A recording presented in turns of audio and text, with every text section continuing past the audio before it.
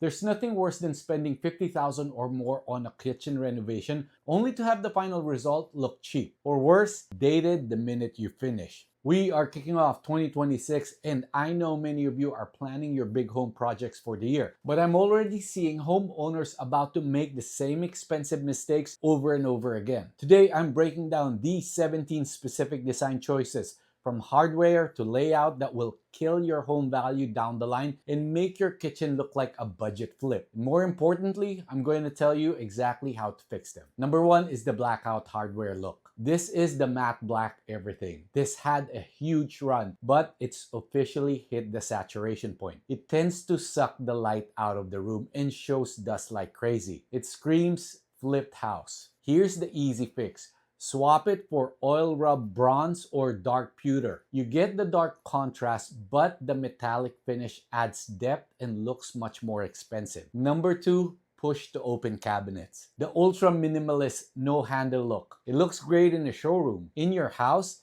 it's a grease trap. You have to touch the cabinet face every single time you open it. Over time, the finish wears off right where you touch it most. Here's what you can do instead. Use edge pulls or finger tabs. You get that invisible look, but you protect your expensive paint finish. Number three, glazed antique cabinets. I used to like these, but they grow old fast. You know this look where the manufacturer wipes dark stain into the corners to make it look old. It doesn't look antique, it looks dirty. It creates a shadow effect that makes the kitchen feel dusty. The alternative now is a clean, solid painted finish. If you want character, get it from natural wood grain or stone, not fake dirt. Number four is pumpkin spice wood.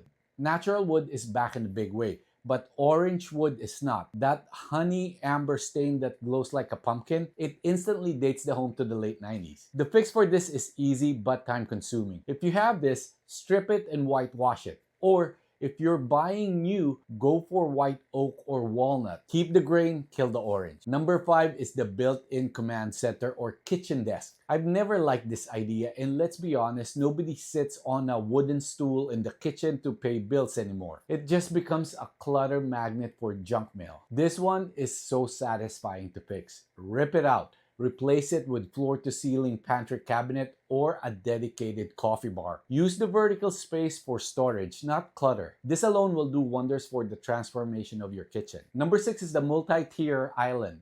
The bi-level island with the sneeze guard wall. This chops your kitchen in half visually and reduces your usable prep space. It makes the room feel small and closed off. I do have to give you a caveat here. There are certain situations or design layout that this might work, but in general, I say get rid of it. Again, another easy fix. Cut down on a single counter height level. It makes the room feel massive and gives you a huge surface for entertaining. Also for prep. Number seven is the boxy waterfall island. Waterfall edges were the ultimate luxury flex, but we are seeing a shift away from heavy blocky stone boxes. They can feel cold and commercial like a hotel lobby. Instead, designers are moving forward with furniture-style island with legs or mixing materials. It makes the kitchen feel more like a living room and less like a showroom. Number eight is the office ceiling. If you have a drop ceiling with, those humming fluorescent box lights, it should be the first thing to go. It makes the kitchen feel like an interrogation room. Now, this fix can be pricey depending on what's hiding up there, but it's worth every penny. Install recessed can lighting and layered task lighting. If you can, raise the ceiling back up to the original height. It completely transforms the feel of the room. Number nine is open shelving overload. I've talked about this so much already. Open shelving looks amazing on Instagram, but unless you want to wash your bowls before you use them every time because of the dust and the grease, skip it. It usually just looks cluttered. The better option here is the glass front cabinets. And don't make everything glass, okay? You get the airy open look and can see your pretty dishes, but they are also protected behind the glass. It's the best of both worlds. Number 10 is the UFO pendants. Scale is important, but those massive industrial metal domes over the island blocks sight lines and overwhelm the room. It looks like stadium floodlights. I'm seeing a move towards linear lighting or multiple smaller glass pendants. Keep the eye line clear so the room feels open. Number 11 is theme park kitchens. Stop trying to theme park your kitchen. If you live in the suburbs, you don't need a full stucco Italian grotto or nautical beach shack kitchen. It feels like a movie set. Just go for a vibe, not a theme. Use linen textures for coastal or warm woods for farmhouse without cheesy props. Number 12 is the smart fridge screen. Appliances with giant touchscreens built into the door. Here is the problem. A fridge lasts 15 years. A tablet, maybe 3 years. Do you want a permanent outdated iPad glued into your kitchen in 2030? My advice is to keep the smart features on the inside, like temperature control via the app, and keep the outside clean. Number 13 is the pixelated backsplash. Those sheets of tiny multicolored glass tiles. They look like pixelated computer screens from 2005. They are way too busy. We are moving towards quiet luxury, a solid slab of backsplash or a handmade Z-League tile with subtle variations. Let the texture do the talking, not a crazy pattern. Number 14 is the sterile lab. The stark high gloss white or cool gray kitchen is dead.